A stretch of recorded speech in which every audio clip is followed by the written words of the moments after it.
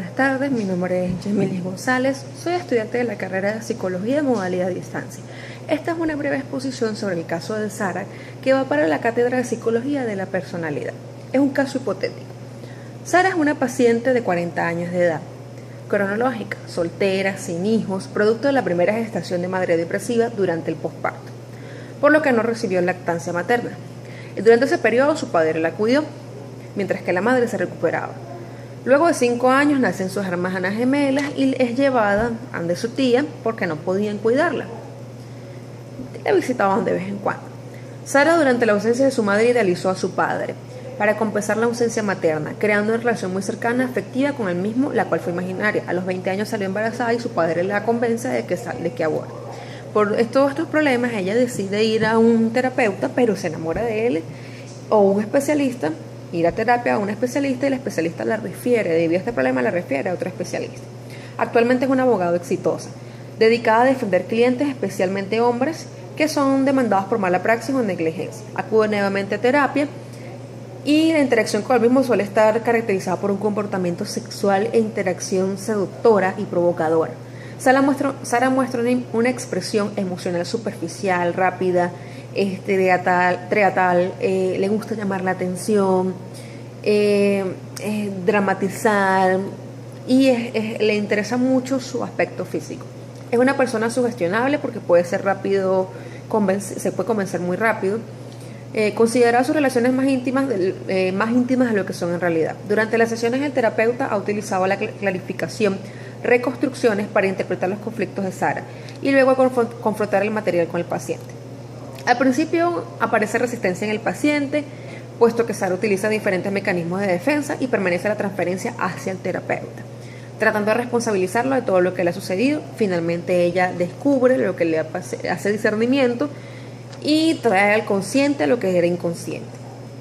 Las principales preguntas que vamos a presentar son, de acuerdo al caso clínico, para poder resolverlo. ¿Cuál escuela psicológica puede explicar la psicogénesis de la personalidad de Sara? Debido al caso que se está presentando, es muy evidente que se tiene que abordar por medio del psicoanálisis. ¿Qué eventos o situaciones y por qué influyeron en los rasgos de la personalidad de Sara? El primer evento es una madre depresiva. Hablaríamos de que hay una incidencia, un factor importante entre las madres depresivas y la conducta o el comportamiento o la personalidad que va a tener su bebé, incluso hasta en la edad adulta. Además de eso, no hubo lactancia materna. Tercero, no hubo un apego entre la madre y la hija. Cuarto, hablaremos de que el padre fue el que la crió, por lo tanto lo idealizó. Quinto, fue sacada del seno familiar, por lo tanto fue delegada hacia otro seno familiar y una nueva, digamos que conductas, una nueva forma de vivir. Quinto, a los 20 años de edad salió embarazada y su padre la convence de que aborte, algo demasiado importante. Y sexto, podemos hablar de que ella se enamora de su terapeuta. ¿Qué está sucediendo con ella? Puedes nombrar y explicar algunos soportes teóricos. Es muy importante hablar de los soportes teóricos porque en la teoría del psicoanálisis de la personalidad hay 5 etapas para formar la personalidad. Hablaremos de la etapa o la fase oral, la fase anal, la fase fálica y la fase oral, anal, fálica y la fase genital. La fase oral, que es la principal, que va de 0 a 18 meses, que es cuando el niño depende totalmente de la madre, satisface sus necesidades por medio de la lengua y de la boca, por eso se llama oral. Ella sinceramente se saltó esa etapa porque no hubo lactancia materna. Ya esto repercute y crea factores importantes o problemas importantes en la personalidad. Además, en la infancia, las mujeres tienen lo que es el complejo de Electra, que es donde idealizan a los padres. Es la contraparte de lo que es el complejo de Edipo, porque se va hacia lo que es el orden femenino y digamos que es un término que acuñó Carl Jung, que habla del complejo de Electra. Dice que la hija idealiza al padre, admira al padre y siente celos por la madre.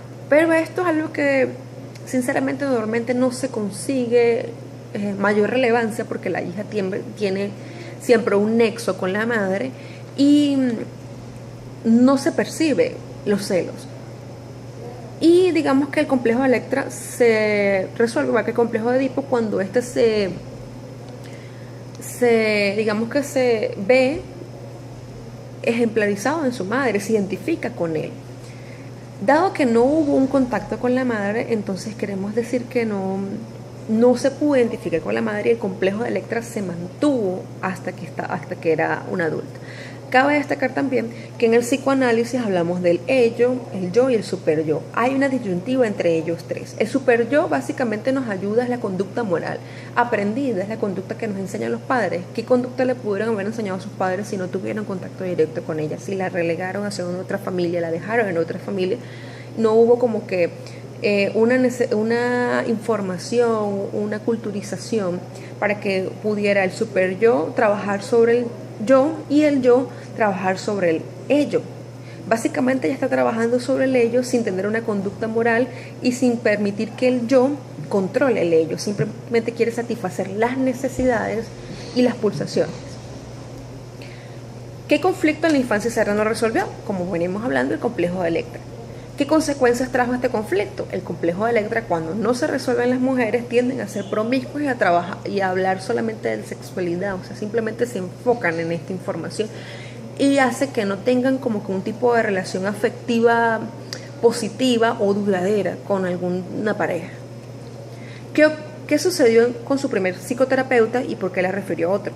Simplemente se enamoró de su psicoterapeuta pensando que no sé, la entendía, la quería, la apreciaba. Y esto pasa porque no hay autovalía, no hay autoestima, hay como una distorsión de la vida o de la realidad de parte de ella por medio de sus patologías, gracias a sus trastornos que presenta. ¿En qué área de desempeño afectó la estructura de personalidad de Sarah principalmente? Principalmente tenemos que ver que ella solamente trabaja con hombres. Es algo que no está bien visto éticamente ni moralmente, pero debido a su problema en la personalidad o su trastorno de personalidad, simplemente trabaja con hombres directamente. No hay como que relaciones interpersonales con mujeres. Entonces, al no haber relaciones interpersonales con mujeres, hay un vacío social, un vacío de interacción social con otras personas.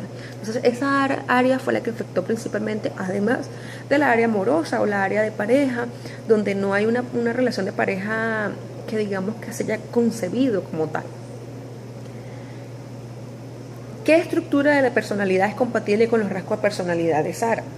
Básicamente podemos decir que la estructura de personalidad es que es una personalidad histriónica. ¿Qué originó esa estructura? ¿Qué generó en Sarah y cómo logró resolverlo?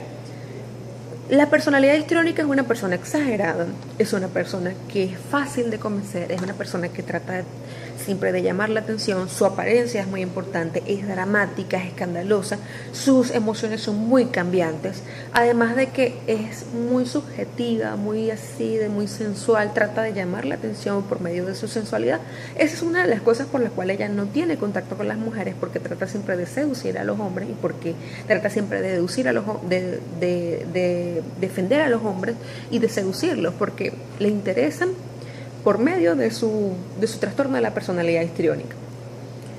Para concluir esta exposición podemos hablar de que principalmente los tipos de apego son muy importantes, que la madre esté dispuesta a generar un apego asertivo, un apego positivo hacia el niño.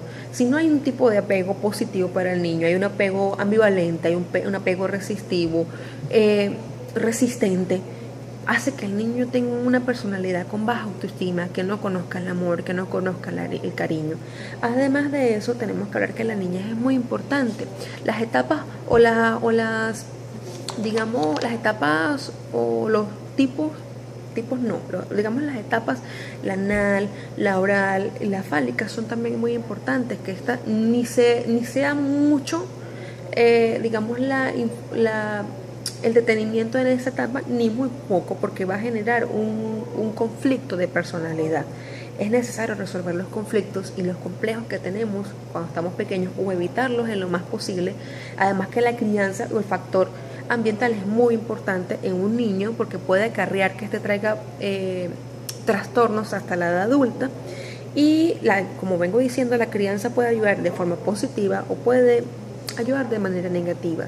Si tus padres te crían como vengo diciendo, con un apego ambivalente, vas a ser una persona insegura, vas a ser una persona con poca autoestima. Pero si hubiese habido un apego en ella positivo, donde la madre no hubiese presentado la depresión postparto, le hubiese dado lactancia materna, aparte de eso no se hubiese faltado la etapa oral, las hubiese transitado todas como era debido, aparte de eso no solamente la hubiese criado su padre, hubiese sido muy importante porque no lo hubiese idealizado, simplemente se hubiese visto identificada con su madre y no la hubiesen dejado de lado, no la hubiesen sacado del seno familiar, no hubiesen destructurado su familia, no presentarle todos estos problemas que de repente ha presentado. Es de suma importancia para los padres reconocer lo que es el valor de la crianza, que nosotros tendemos a criar, a poner todos nuestros problemas en los niños que vienen como una tabla rasa, que no tienen y no presentan problemas. Generalmente son problemas creados por la interacción con su medio social, ya que su primera interacción, su primera unidad social es su familia.